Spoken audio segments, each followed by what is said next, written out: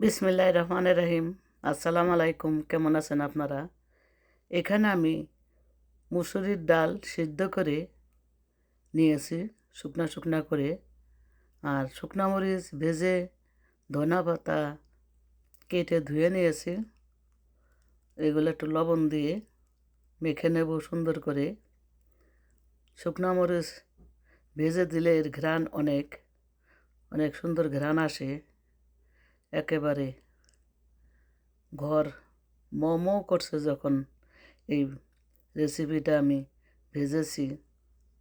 এখন একটা ম্যাজিক মশলা দিয়ে দিলাম। ম্যাজিক মশলা ম্যাজিকের মতন কাজ করে, ম্যাজিকের মতন কাজ করবে। এই ম্যাজিক মশলা দিলে আর কোনো মশলা দেওয়ার দরকারই নাই, আমি এটা মনে করি। এখন এটা ডালের সাথে ভালো করে মিক্স করে নেব। আপনারা দেখলেন, পারবেন। দেখেন, দেখতে যেমন সুন্দর, খেতে অনেক মজা। আটার রুটি যেভাবে সেনে সেইভাবে সেনে রুটি বানিয়ে নিয়েছে। এটা আপনারা পারেন, দেখানোর কোনো দরকার নাই। এটা ব্রাউন আটার রুটি, এর উপরে ডালটা আমি বিছিয়ে দিয়েছি।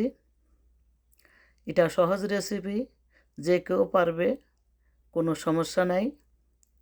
এখন এই রুটিটা আমি পাটিসাপটার মতন ভাঁজ দিয়ে নেব, একেবারে সহজ। দেখেন, এটা সবাই পারবে, নতুনরা তো পারবেই, আর পুরানরা তো পারেন। যাই হোক, এই রেসিপিটা এত মজা হয় যা বলার বাইরে। আমি অনেকগুলা খেয়েছি, আমার কাছে এত ভালো লেগেছে। প্রতিদিনই কফির সাথে খেয়েছি, আমার কাছে খুব ভালো লেগেছে। দেখেন, এইভাবে আপনারা চাপ দিবেন। এখানে বলার কিছু নাই, এটা চোখের দেখা। এরকম ধরে আঙ্গুল দিয়ে আস্তে আস্তে চেপে নিচের দিক যাবেন। দেখেন, এভাবেই এগুলা সবগুলা বানিয়ে নেব। আরও একটা দেখাচ্ছি আপনাদের সুবিধার্থে। আপনারা যদি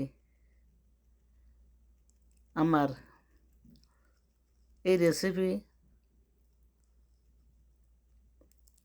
বানিয়ে খান, এখানে